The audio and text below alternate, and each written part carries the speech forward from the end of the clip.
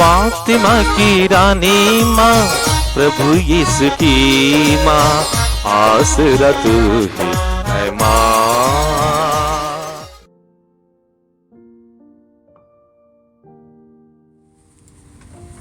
पहला पाठ नबी आमोस का ग्रंथ, अध्याय 9, पद संख्याएं 11 से 15 तक।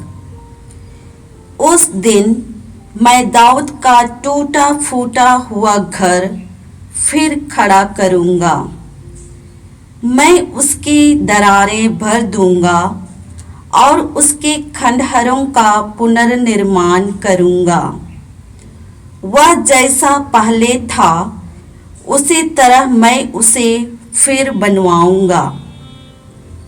तब वे एदोम के बचे हुए अंश और उन सब राष्ट्रों को अपने अधिकार में करेंगे जो पहले मेरे कहलाते थे।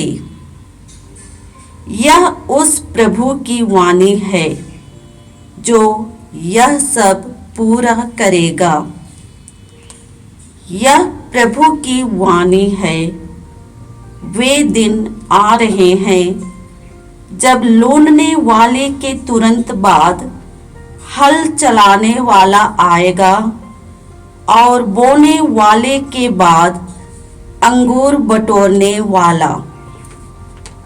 पहाड़ों से अंगूरी की नदियां बह निकलेंगी और पहाड़ियों से अंगूरी टपकती रहेगी।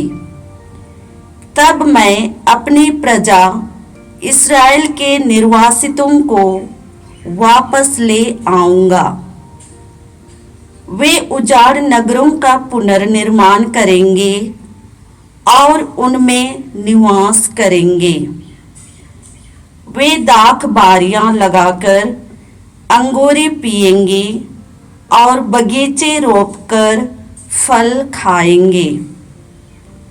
मैं उन्हें उनकी अपनी भूमि में स्थापित करूंगा और मैं जो भूमि उन्हें प्रदान करूंगा उससे वे फिर कभी उखाड़े नहीं जाएंगे। यह तुम्हारे प्रभु ईश्वर की वाणी है।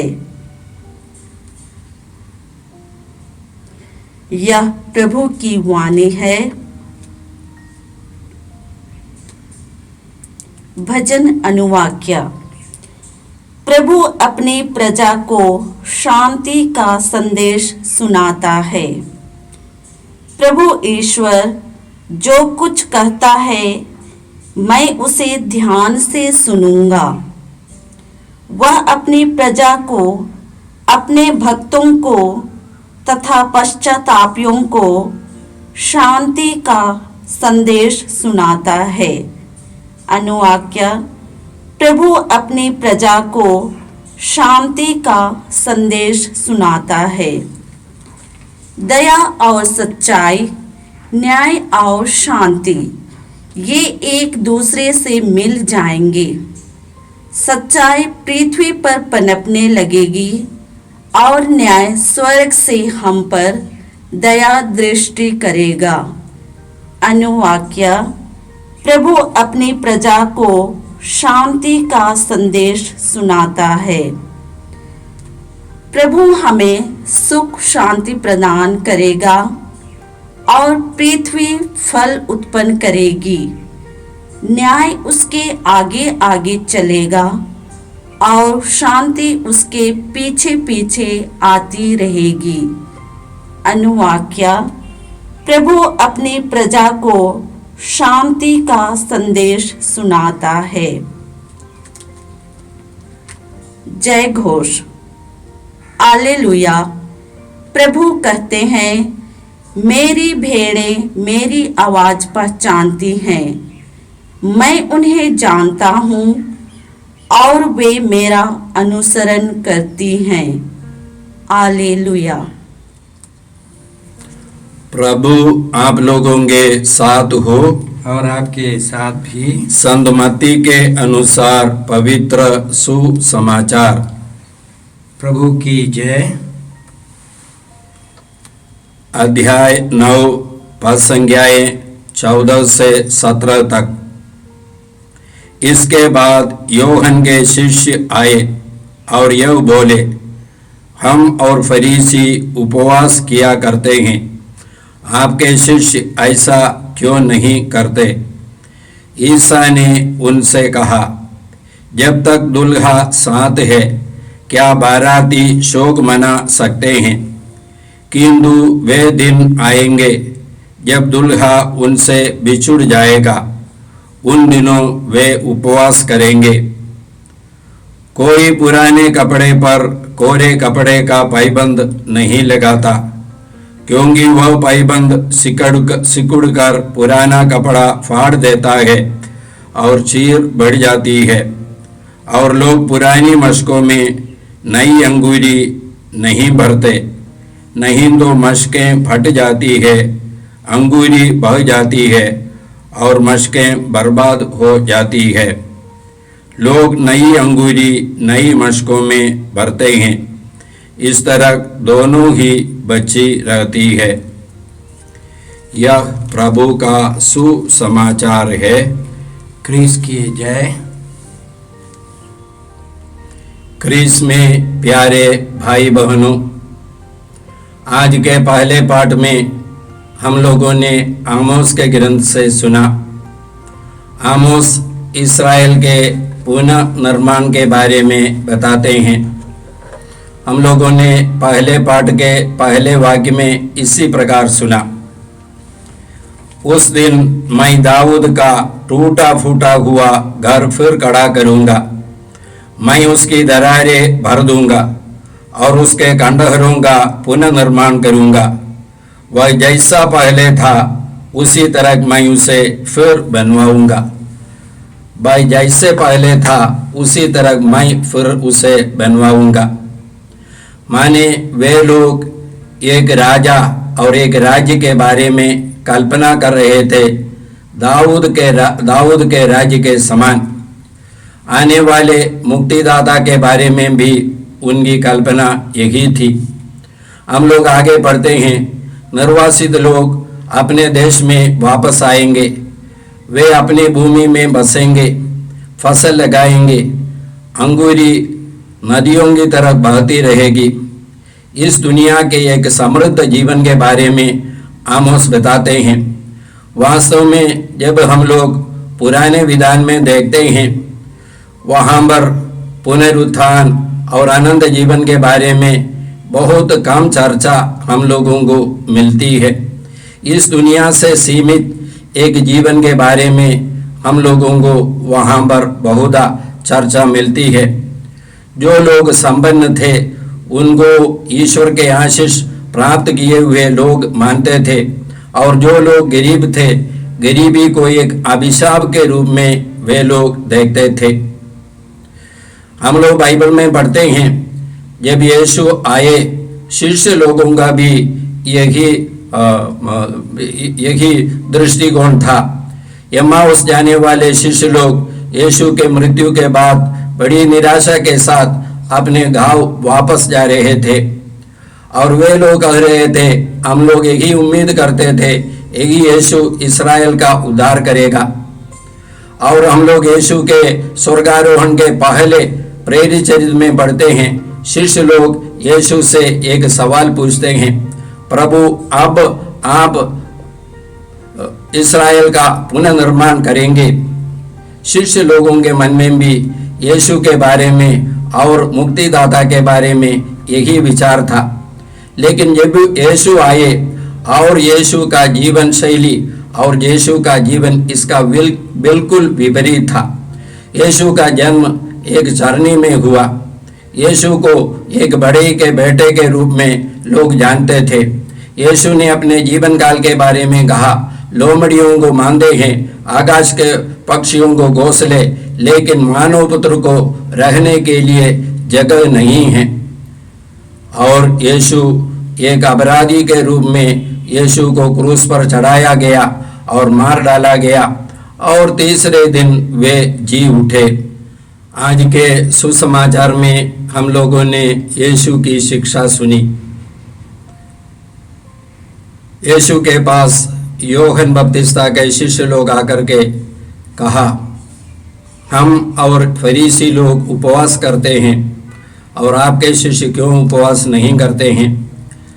यीशु ने कहा, जब दुल्हा साथ है बाराती लोग उपवास नहीं करते, जब दुल्हा बिछुड़ जाएगा तब बाराती लोग उपवास करेंगे। यीशु हमारे दुल्हा है। हम लोग प्रकाशना ग्रंथ में इसी प्रकार पढ़ते हैं। योहन का जो दर्शन, योहन ने जो स्वर्ग का जो दर्शन देखा वह इस प्रकार है, हम उल्लसित होकर आनंद मनाए और ईश्वर की महिमा गाए, क्योंकि मेमने के विवाहोत्सव का समय आ गया है। उसकी दुल्हन अपना श्रृंगार कर चुकी है और स्वच्छ उज्ज्वल मलमल के वस्त्र से सुसज्जित है। यह मलमल संतों के धर्माचरण का प्रतीक है, क्योंकि मेमने के विवाहोत्सव का समय आ गया है। उसकी दुल्हन अपना श्रृंगार कर चुकी है। कौन है उसकी दुल्हन? संत लोग, हम लोग उत्पत्ति ग्रंथ में पढ़ते हैं, आदम ने पहली बार हेवा को देख करके कहा, यह मेरी हड्डियों की हड्डी है, मेरे मांस का मांस है। संत पौलुस कुरिन्थियों के नाम पत्र में 12वां अध्याय का 20वां वाक्य में और 27वां वाक्य में इसी प्रकार कहते हैं, हम सब यीशु मसीह के शरीर है और हम प्रत्येक व्यक्ति उनके एक अंग है। हम यीशु के शरीर बन जाते हैं। यीशु भी हमारे बारे में इसी प्रकार कह सकते हैं, तुम मेरे हड्डियों की हड्डी हो, मेरे मांस का मांस हो। कहने का मतलब क्या है? यीशु हम लोगों को पूर्ण रीति से प्यार करते हैं, अपने शरीर के समान, अपने हड्डी के समान, अपने मांस के समान, जैसे हम लोग सोच सकते हैं। और मानो मैं इस दुनिया का अकेला एक व्यक्ति हूँ, इसी प्रकार यीशु मुझे प्यार करते हैं। पिता ईश्वर भी मुझे इसी प्रकार प्यार करते हैं। हम लोग सुसमाचार में आगे पढ़ते हैं, कोई पुराने कपड़े पर कोरे कपड़े का पाइबंद नहीं लगाता, क्योंकि वह पाइबंद सिकुड़ कर पुराना कपड़ा फाड़ देता है और चीर बढ़ जाती है। और लोग पुरानी मशकों में नई अंगूरी नहीं भरते, नहीं तो मशकें फट जाती है और अंगूरी बह जाती है और मशकें बर्बाद हो जाती है। लोग नई अंगूरी नई मशकों में भरते हैं, इस तरह दोनों ही बची रहती है। यीशु की नई शिक्षा क्या है? नई अंगूरी क्या है? संत पौलुस कुरिन्थियों के नाम पत्र में इसी प्रकार कहते हैं। कुरिन्थियों के नाम पत्र 2 अध्याय, वे कुरिन्थ के लोगों से बताते हैं, भाइयों, जब मैं आपके पास सुसमाचार सुनाने आया, मैंने पांडित्य या शब्दाडंबर का प्रयोग नहीं किया। मैंने विचार किया कि मैं यीशु मसीह के बारे में बोलूं और क्रूस पर मरे मसीह के बारे में ही बोलूं। पहले अध्याय में पौलुस इसी प्रकार कहते हैं, जो विनाश के मार्ग पर चलते हैं वे उन लोगों के लिए क्रूस की शिक्षा मूर्खता है। हम जो मुक्ति के मार्ग पर चलते हैं, हम लोगों के लिए क्रूस की शिक्षा ईश्वर का सामर्थ्य है। यहूदी चमत्कार मांगते हैं, यूनानी ज्ञान चाहते हैं। हम क्रूस पर आरोपित मसीह का प्रचार करते हैं। यह यहूदियों के विश्वास में बाधा है और गैर यहूदियों के लिए मूर्खता, लेकिन हम विश्वासियों के लिए ईश्वर का सामर्थ्य और ईश्वर की प्रज्ञा है। यीशु के क्रूस मरण और पुनरुत्थान, यही है नई शिक्षा। इस क्रूस मरण और पुनरुत्थान के द्वारा यीशु ने हमें नई सृष्टि बनाया है। न सिर्फ पुनः निर्माण, बल्कि हमें नई सृष्टि बनाए हैं। हम लोग कुरिन्थियों के नाम पत्र में पढ़ते हैं, दूसरा पत्र 5वां अध्याय का 17वां वाक्य में, जो यीशु से संयुक्त है वे नई सृष्टि बन गए हैं, पुरानी बातें समाप्त हो गई है, सब कुछ नया हो गया है। यह सब ईश्वर ने किया है। यीशु के द्वारा ईश्वर ने हम लोगों को एक नई सृष्टि बनाया है। संत योहन के सुसमाचार के पहले अध्याय का 12वां और 13वां वाक्य में हम लोग इसी प्रकार पढ़ते हैं, जो यीशु को स्वीकार करते हैं और यीशु में विश्वास करते हैं, उन लोगों को यीशु ने ईश्वर की संतति बनने का अधिकार दिया। जितनों ने उससे अपनाया और जो उसके नाम में विश्वास करते हैं, उन सबों को उसने ईश्वर की संतति बनने का अधिकार दिया। वे ना तो रक्त से, ना शरीर की वासना से, ना मनुष्य की इच्छा से, बल्कि ईश्वर से उत्पन्न हुए हैं। उनका जन्म ईश्वर से हुआ। हम लोग नई सृष्टि बन गए हैं, ईश्वर की संतान बन गए हैं, यीशु के शरीर के अंग है और अनंत जीवन के अधिकारी है। यही है नई शिक्षा। इस दुनिया से परे ये जीवन के बारे में हम लोग कामना करते हैं। जब हम लोग ऐसा कामना करते हैं, हम लोग इस दुनिया को ईश्वर की योजना के अनुसार उपयोग करेंगे। ये दुनिया हमारे लिए ईश्वर का एक दान बन जाएगा। हमारा जीवन भी ईश्वर के तरफ से एक दान है। इस जीवन को यीशु ने महान बनाया। यीशु के द्वारा ईश्वर ने महान बनाया। हम सब ईश्वर के पुत्र पुत्रियां हैं।